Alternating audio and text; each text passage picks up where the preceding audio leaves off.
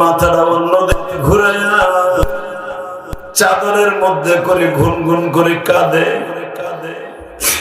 নবীর সামনে যদি ওর কল্লা উড়ে দেয়, হতে পারে নবী বেজার হয়ে যাবে।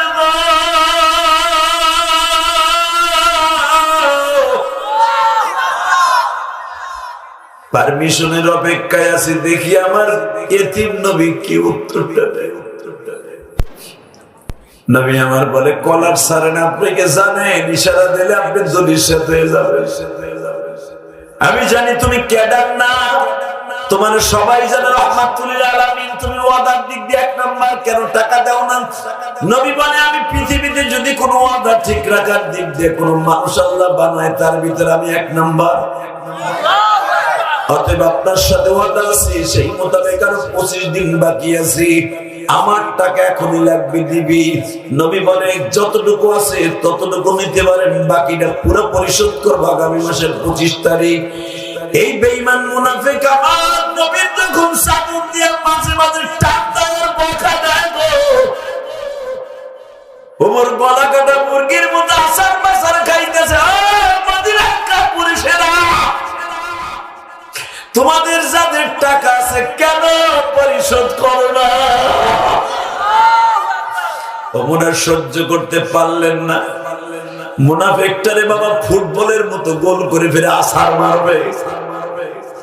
নবী বলে, ওমর ছেড়ে দে, ভালোবাসা এত বেশি দেখাস, পারলে ঘন্টা দিয়ে দে, রিংটা দিয়ে দে। ওমরের ঘরে তো হাড়ি জ্বলে না বাবা, করতে দিব।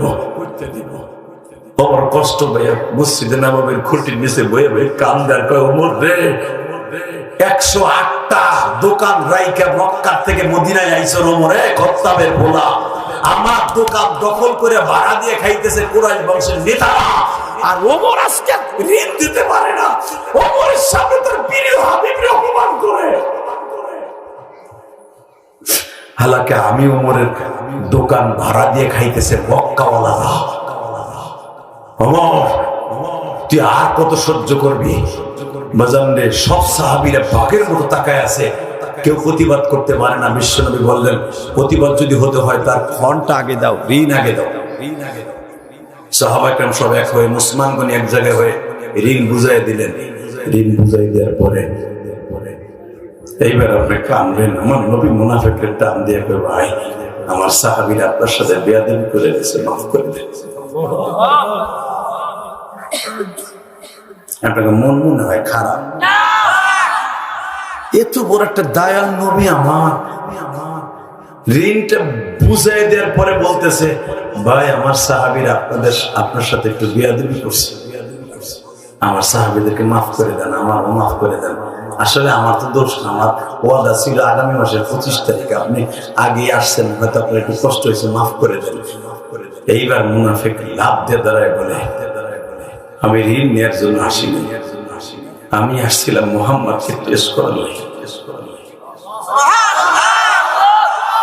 আমি আসছিলাম মুহাম্মদকে টেস্ট করার লাগে।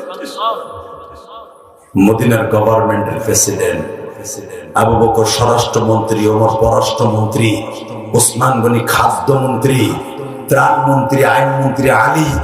আমি দেখছিলাম এতগুলো মন্ত্রীর ভিতরে তার প্রধানমন্ত্রীর অপমান করলে তার মন্ত্রীরা কি করে, এটা দেখার জন্য আমি আসছিলাম। আমি আজকে ঘর নিতে আসি নাই, কিন্তু আমি দেখলাম সারা পৃথিবীর শ্রেষ্ঠ ধর্ম মুসলমান ধর্ম, সারা পৃথিবীর উদার ধর্ম মুসলমান ধর্ম। মুসলমান আগে কাউকে আক্রমণ করে না, আক্রান্ত হইলে পরে কাউকে ছাড়ে না। এতদিন শুনতাম মুহাম্মদ আগে কাউরে ধরে না, ধরলে তারে ছাড়ে না। আমরাও বলবো, ফরহিদ সাহেব আগে আমরা কাউকে ধরি না, কারো ধর্ম নিয়ে বাড়াবাড়ি করি না, কিন্তু আমার ধর্মে আমার কলিজার টুকরা নবী নিয়ে কথা বলে তখন আর তোরে ছাড়া যাবে না। রাজি আছেন না নাই?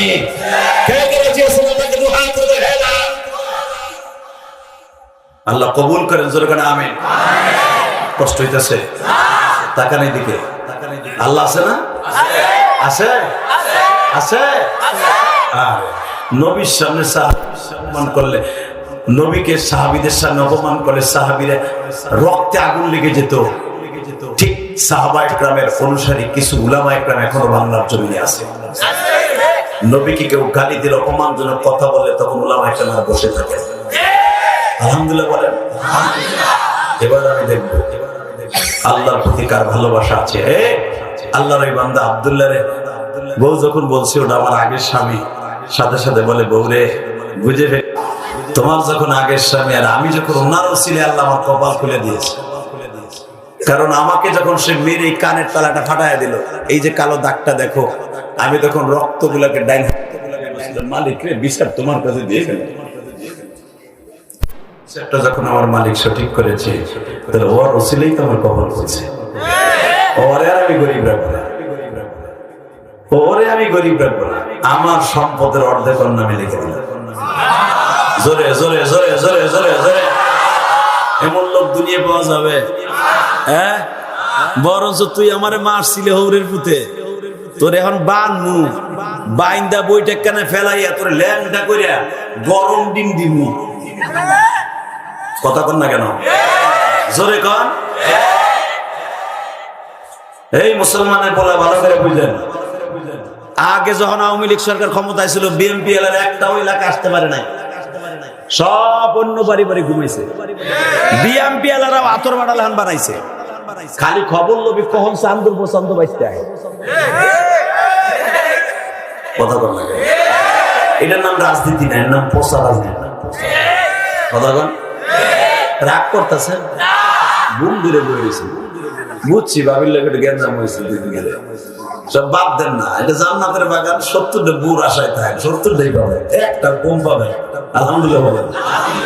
এই যে চাচা হাসতে কাইলে পিঠি জেলা বাঁচি না, 70টা পাবো, যাক আল্লাহ তাড়াতাড়ি কবর লেগে যাবে, 70টা লেগে আল্লাহ আছে না। 70টা যে বউ পাবেন এর ভিতরে কোন সন্দেহ আছে? যদি সন্দেহ করেন আপনি কাফের হয়ে যাবেন। 70 জন বিবি পাবেন, জানেন তারপর ঠেলা কি? আল্লাহ কোরআনে কি কয়?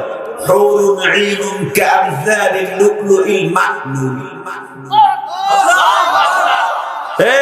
এমন 70টা বিবি দিব, তাদেরকে এমন কাপড় পরিধান করাবো, তাদের কাপড়টা সুতা থাকবে মণিমুক্তা দিয়ে বানাবো। জোরে।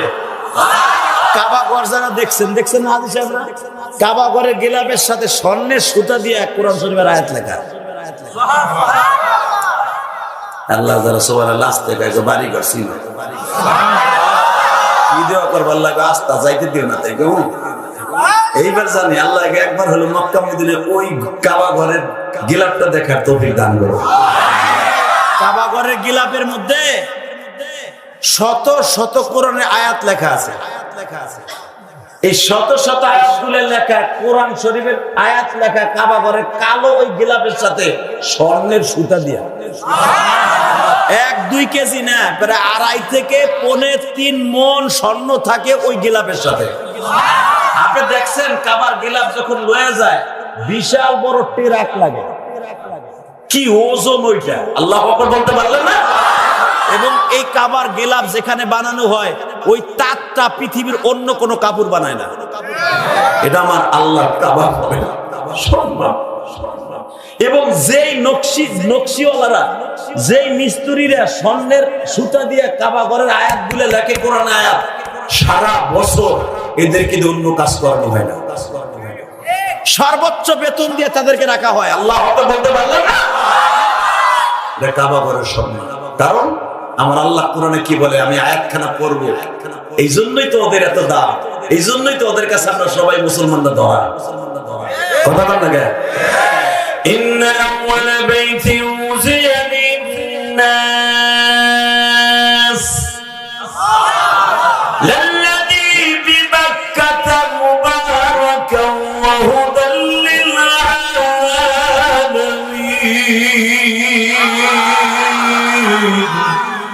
এই পৃথিবীর সর্বপ্রথম ঘর আমি আল্লাহ বানাইতে বলছি আদম নবীরে, সেটা হলো বাক্কা চর। সুবহানাল্লাহ বলেন না? কাবা ঘরে যাইতে মন চায় না? যাবেন জীবনে একবার। কে কে যাইতে মন চায় দেয় হাত তুলে দেখেন। আল্লাহ দেহ তোমার পাগল গুলো যাইতে মন চায়।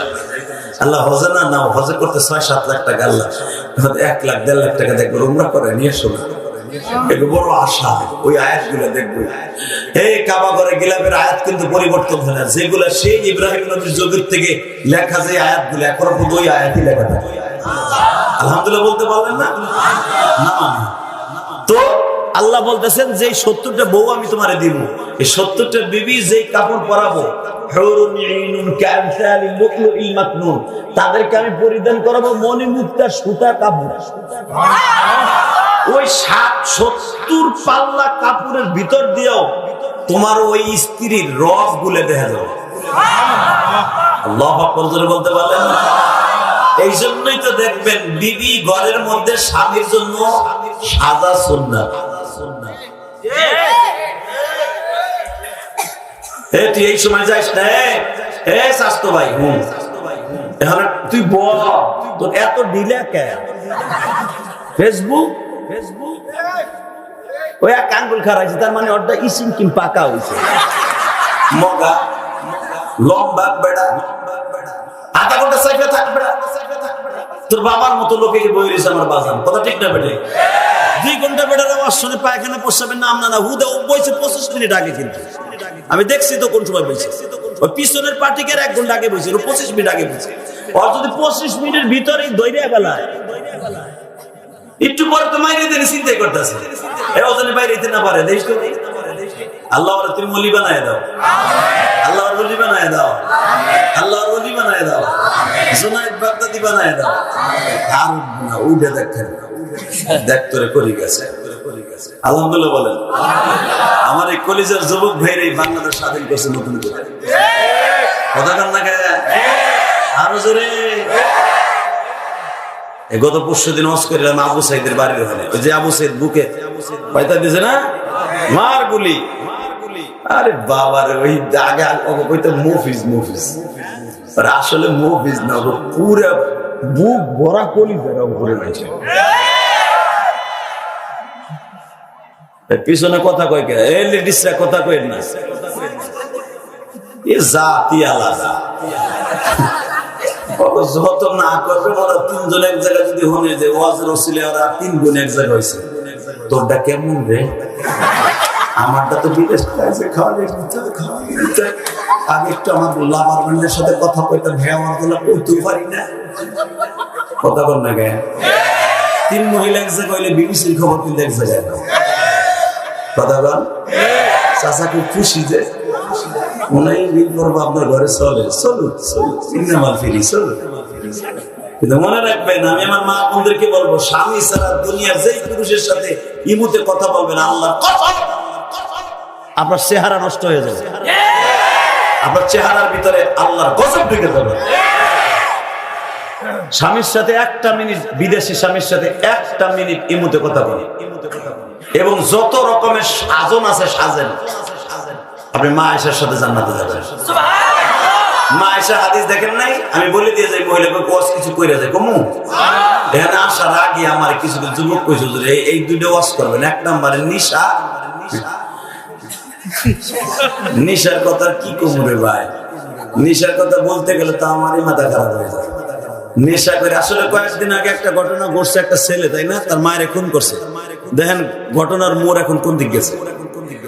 আমি তো আর বিরুদ্ধে নিজে ওয়াজ করছি, এখন তদন্ত করে দেখলাম ওর বাড়ির ভাড়াটা তার নিজের মায়ের ছেলেটার উপরে গড়াই দিচ্ছে। সত্য যে চাপা থাকে না তার তদন্ত করবে না। আমার বিশ্বাস ছিল অত বড় একটা শিক্ষিত পোলা কোনোদিন পারে না মায়ের এইভাবে জবাই দিয়া ফ্রিজের মধ্যে রাখে। তারপরে যাই হোক, আমি যুব সমাজে বলবো ভাই, নেশা করে মা বাবার সাথে বেয়াদবি করিস না। অধিকাংশ নেশা করছে মা বাবার সাথে বেয়াদবি করে। আমি আমার মাদেরকে বলবো, ও মা আপনার ছেলেটা কোথায় নেশা করে আপনি একটু খেয়াল করেন না মা। আমি ইলিয়াস রহমান জিহাদির মা, সন্ধ্যা হইলে আর আমার মা বাইরে থাকতে দিত না। এই যে আমার এই ভাইয়ের মা, ওই যে আরেক ভাইয়ের মা, মজনু ভাইয়ের মা, আমার মন বলে মাগরিবের পর হইলে মা দেখতো আমার পোলা কই গেছে। হেরিকেনটা লইয়া টর্চলাইটটা লইয়া খুঁজে খুঁজে বাইর করে কানটা ধরে ঘরে লইত। সন্ধ্যার সময় বাইরে কি কথা ঠিক না বেটে? কোথাও যদি থাকতাম মার কাছে কই ফেরদুল লাগছে কই গেছিলি কবি, তারপরে ঘরে ঢুকতাম। আরে এখন এখন যদি পোলা বান্ধে কয় কই গেছিলে, কই গেছিলাম এত এত জিজ্ঞেস করি, আমি কি ছোট আসিনি? আমি গেছিলাম আমার বন্ধু লইয়া মোটর সাইকেল করতে করতে গেছিলাম। আমি কি এখন ছোট আসিলাম? তুমি জানো না তোমাকে যুগ না, এটা ডিজিটাল যুগ। কথা কর না কে? আগের মা কান ধরে ঘরে আনলে কিচ্ছু হয় না, এখনের মা কান তো ধরা দূরে কথা, উল্টা বিলে কথা বলে মা কান ধরে কথা কবি তোর গলার থাকা মেরে দেবে। আমি কই থাকবো না থাকবো, আমি কি ছোট আছিলাম? কলেজে পড়ি না? কথা বল না কেন? জোরে কর। কষ্ট হইতেছে আর মাত্র 2 মিনিট কথা। তাহলে কমু, তাহলে ওয়াদা দে নিশা করবি না।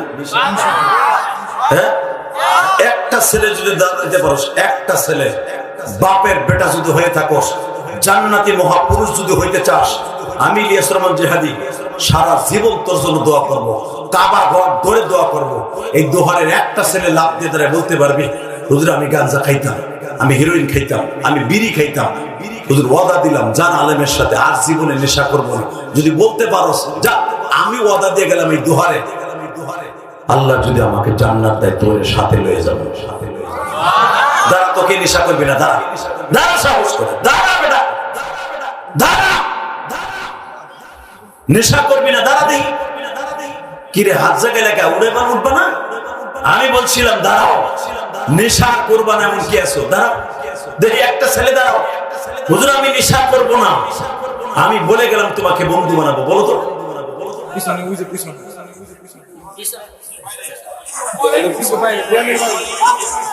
আল্লাহ তোরে কবুল করুন।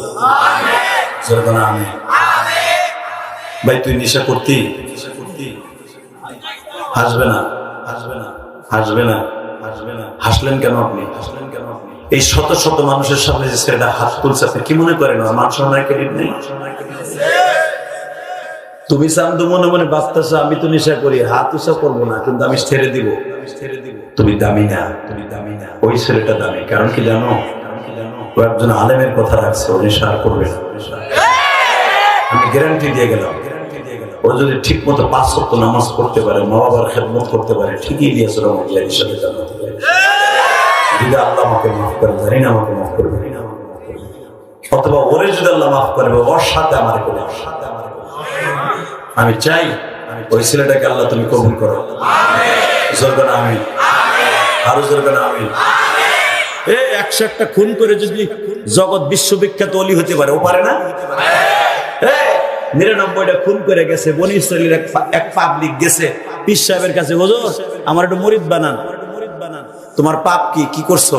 পীর সাহেব কিন্তু জিজ্ঞেস করে, বলে 99টা কল্লা ফেলাইছি। হুজুর জিব্বা কামড়ায় কয়, তোর মতো ডাকাইতে আমি যদি কালেমা বড়াই অথবা তোর যদি মুরিদ বানাই, আমারই অবস্থা খারাপ, তোরে তো আল্লাহ কোনোদিন মাফ করবে না। 99টা খুনি বলে মাফ যখন করবে না, তাহলে 99টা রাইকে লাখ কি সেঞ্চুরি করে। পীর সাহেবের চুলটা ধরে একটা কোপ দিয়ে অরব দিছুরে করলো। আল্লাহু আকবার বলতে পারলেন না? এরপরে গেছে আরেক পীর সাহেবের কাছে, সালমান ফার্সির মতো, যা বলছে হুজুর সেঞ্চুরি করছি। কোরে বাবা রে বাবা, তুই সেঞ্চুরি করছিস, এবার তো আমারও খাবি। দিছে দৌড় পীর সাহেব, কয় তাহলে 101টাই করি। খারাপ দাপড়ায় ধরে দিছে, ওরে 2টারে করার পরে লাস্টে পাগল হইয়া এক আলেমের কাছে বলে, হুজুর আমি 101টা মাইরা দিছি, এখন কি? আল্লাহ কুতুব সঠিক পীর বলে, আমার মন বলে তুমি তওবার নিয়ত করে এসছো। তুমি কি পারবা যে সমস্ত মানুষগুলোকে হত্যা করছো তাদের ছেলে মেয়েদের কিসাস আদায় করে দিতে, তাদের ভরণ পোষণের দায়িত্ব এবং তাদের হত্যা 101টা বার যদি তুমি মরো তাদের কিসাস আদায় হবে না? তুমি কেমনি কি করবা? বলে হুজুর আমি খালেস তওবা করছি, আমি ইহুদি মানুষ, আমার নতুন করে কালেমা পড়ে আমার ওলি বানায় দেন। আল্লাহর কুতুব বললেন, যাও কালেমা পড়াই দিছি, আল্লাহ তোমার মাফ করে দিল। মানুষ যখন যে মানুষকে মানুষ মারে, তখন তার ঈমান থাকে না, সে কাফের হয়ে যায়। অতএব তুমি কাফের হয়ে গেছিলে, নতুন করে তোমার মুসলমান বানাইলো, যাও আল্লাহর কাছে তওবা করো।